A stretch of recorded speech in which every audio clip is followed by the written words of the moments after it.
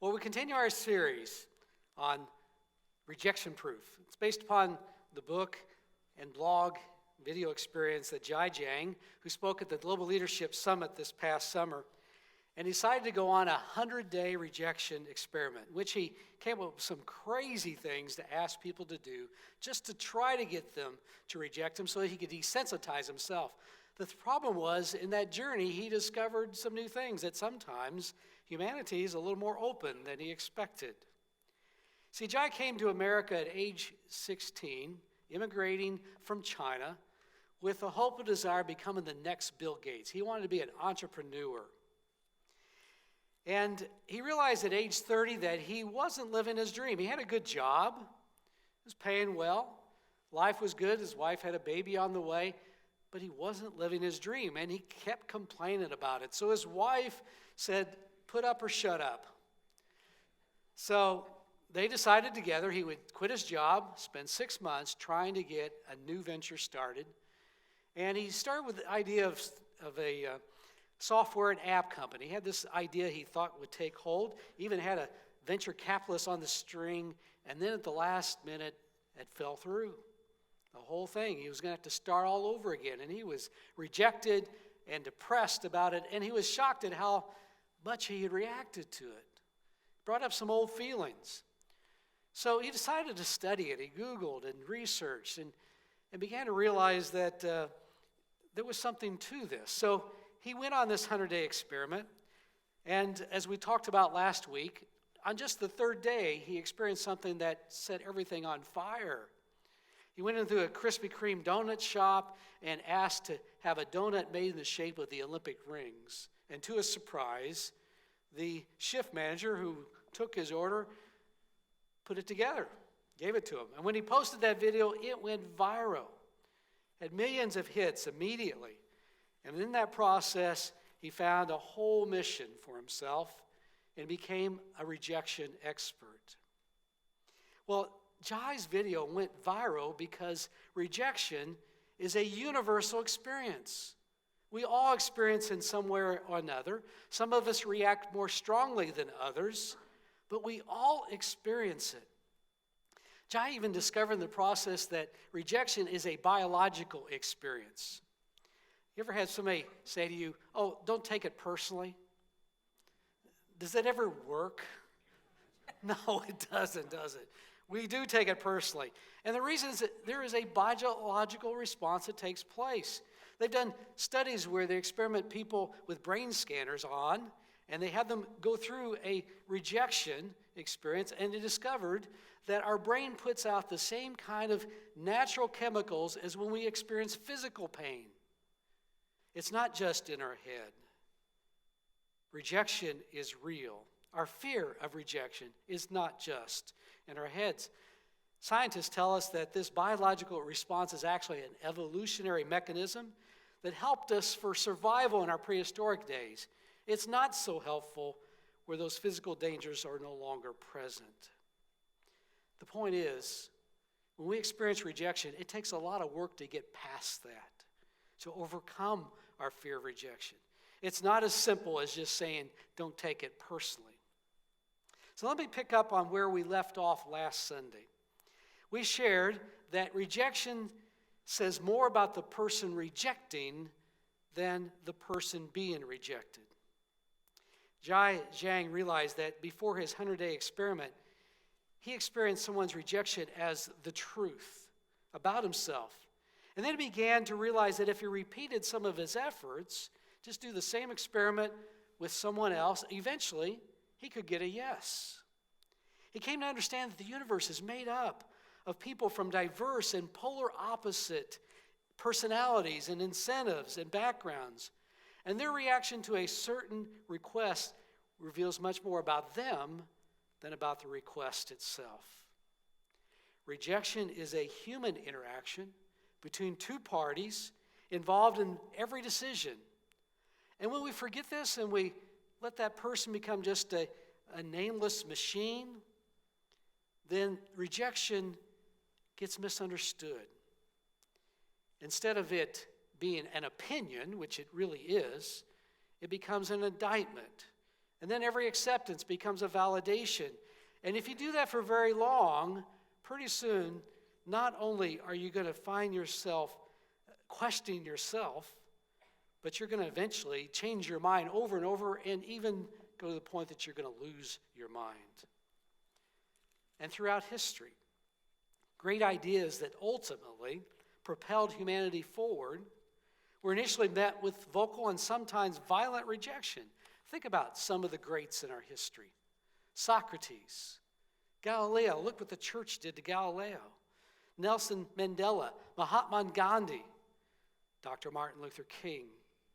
And consider how violently Jesus was rejected by his own people. You probably heard some of the facts of people who have submitted manuscripts that become famous books and have those publishers rejected. Just take a look at these numbers. Lord of the Flies by William Golding was rejected 20 times before it was accepted. The Diary of Anne Frank by Anne Frank was rejected 15 times. Carrie by Stephen King, who wrote a few books, right?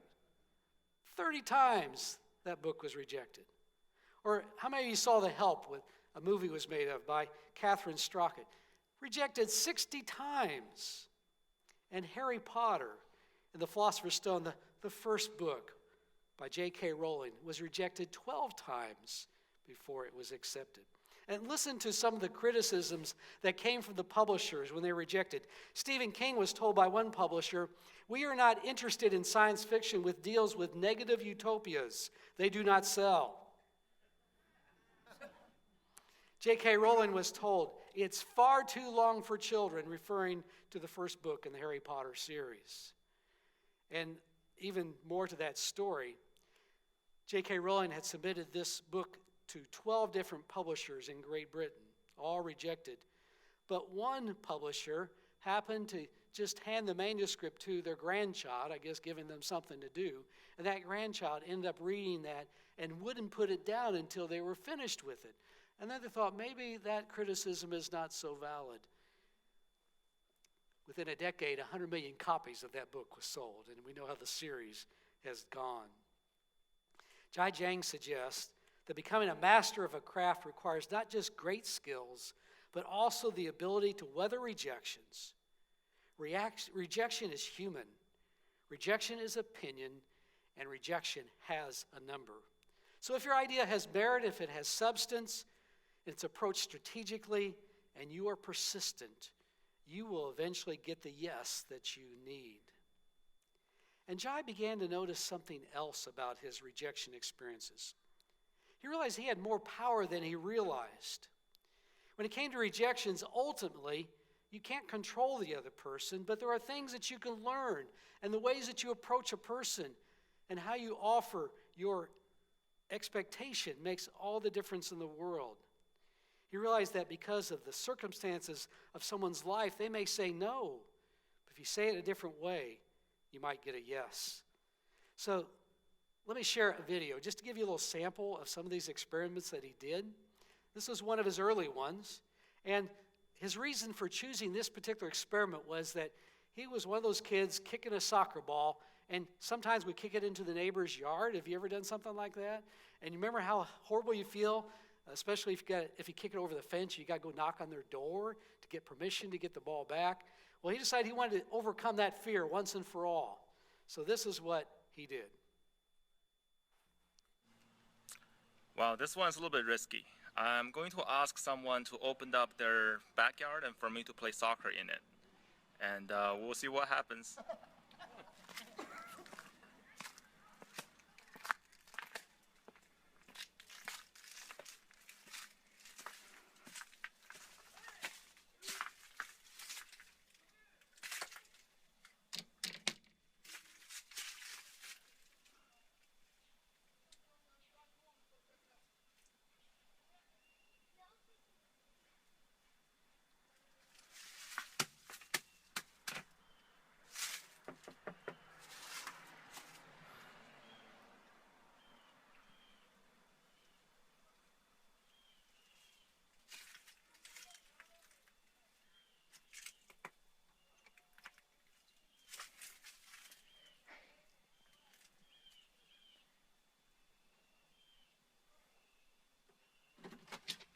Hi there. Hi. Hey, this is for a special project. Do you think it's possible for you to take a picture of me playing soccer in your backyard? Playing soccer in my backyard? Yeah, it's for a special project. I guess so. You sure? Wow, okay. Didn't expect you to say yes. Okay, can you just take a picture for me? I'll give you my phone and I'll just take a picture and you. Okay. That sound good? All right, wow.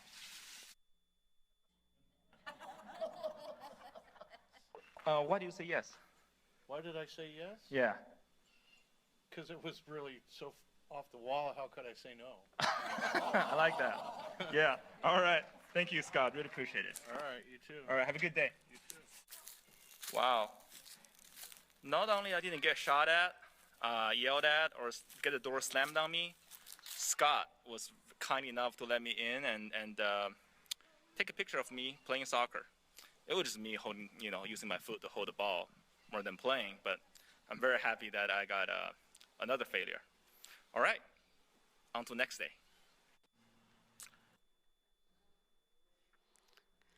Well, Jai learned a few things in these experiments. One is that confidence is important.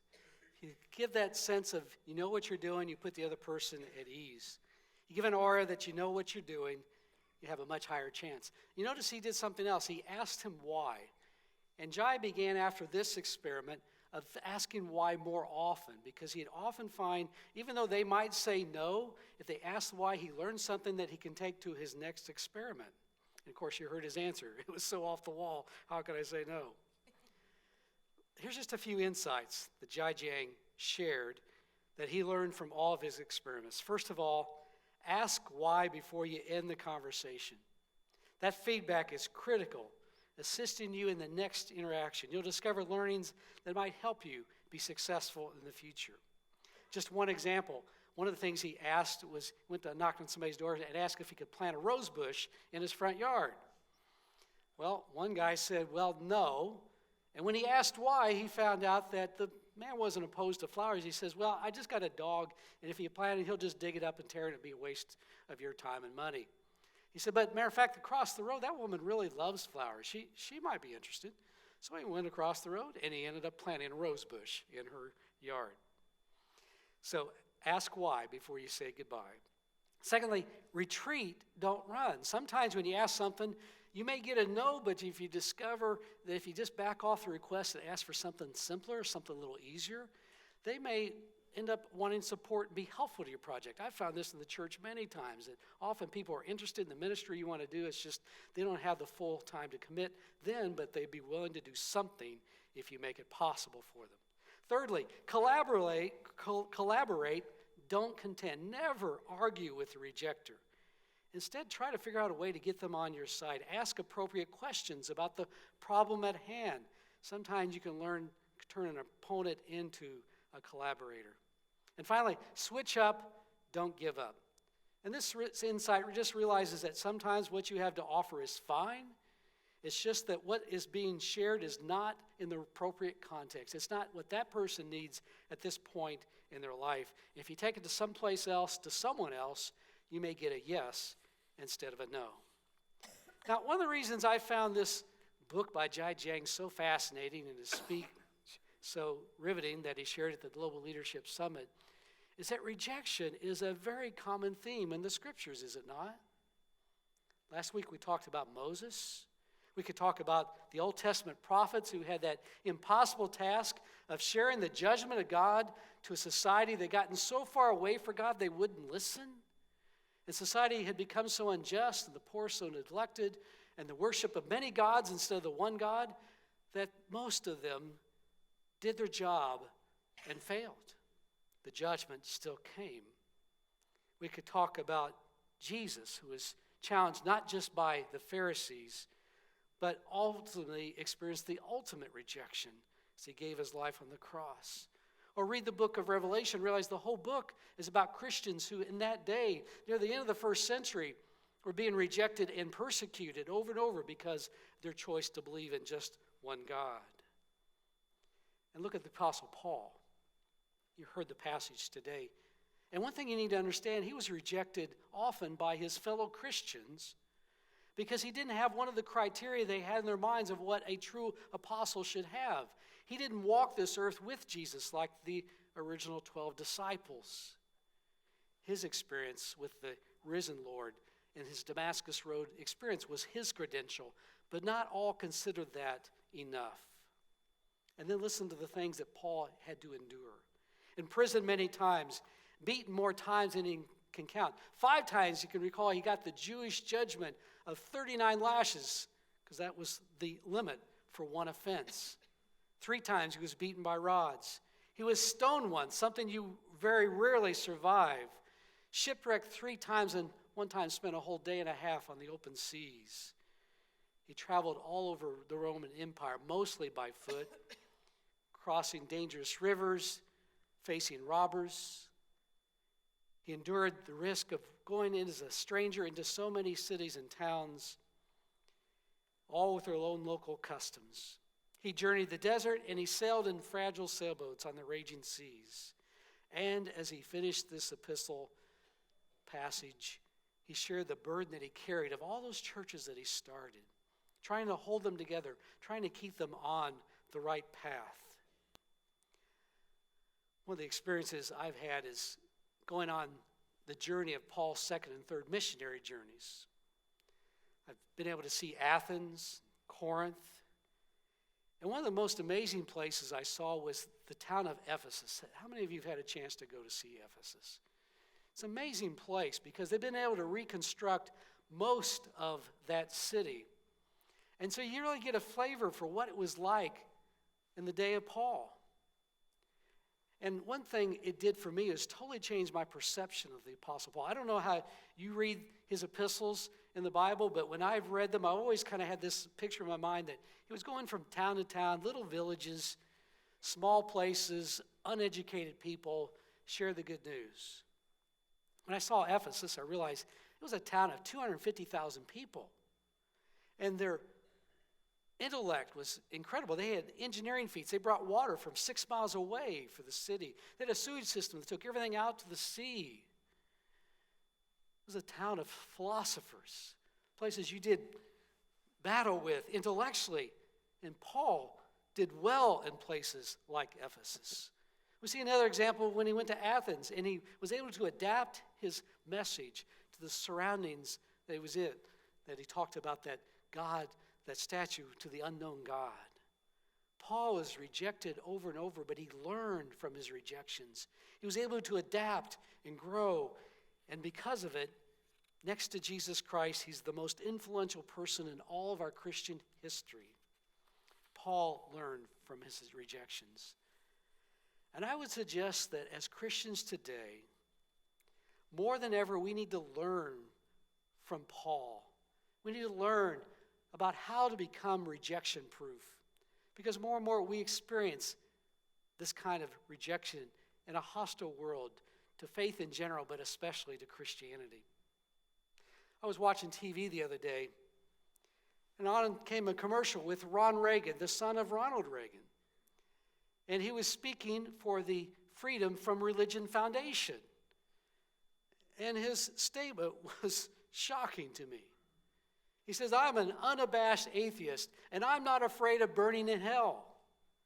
And he invited them to support the Freedom from Religion Foundation so that we can make our country a place free from religion. Well, my first reaction was, wow. I mean, I kind of feel like we do some good things around here, don't you? And I understand the sentiment that sometimes in the name of God, in the name of religion, some horrible things have happened historically. But I don't know if that outweighs all the good that has been done in the name of God. My second thought was, I don't think the founding fathers were here for freedom from religion, but freedom of religion. There's a big difference there. I had a second experience this week. I was able to have coffee with our new mayor, Chris Jensen. Had a good exchange, learning how we might be helpful to Noblesville and the community efforts there that he wants to engage, and also he's offered his support for the things that we do on behalf of the community. But I had learned a few days before that meeting that 1 year ago, the mayor's breakfast, which has been a long-standing tradition in this town and has been used as a fundraiser for the Hamilton County Sheriff's Office, a great ministry that does a great work with inmates and those who work in the jail. And it had to be canceled 2 weeks before the event because of a threatened lawsuit. So I offered to Chris Jensen, if you want, I'll get this community together, I'll contact the other churches, and we'll put that breakfast on. It may not be the mayor's breakfast, but it might be breakfast with Mayor Chris Jensen speaking, but we'll find a way to do this without getting sued. And it appears he's going to take me up on that offer. So if you want to help with that, just let me know. But we live in a world with that kind of hostility, where rejection is becoming more the norm. And I want to invite us not to react to that hostility with anger. Let's don't do battle in the same spirit. But let's do like Paul, who faced that rejection over and over and found in each of those rejections the providence of God. Somehow God used those to bring the good news, even to change someone's life in jail for Paul. I thought this morning as I got up, I'd like for us to have the Spirit of Christ, who experienced the ultimate rejection, who faced that rejection with such grace and strength that when he took his last breath, a Roman centurion looked up and said, "Surely this must be the Son of God." May God give us that kind of spirit. May he make us rejection proof for whatever we face, whatever challenges we're trying to take on, both personally and corporately in this world. Let's pray. Lord, may your Spirit be with us. May we in this community bring your love so fully, so completely, that it will be irresistible. Help us, the world that often throws its challenges at us, to respond with love and sacrifice. The Apostle Paul, your Son Jesus Christ, has shown us that way. May we live into it as fully as we can. Through Christ we do pray. Amen.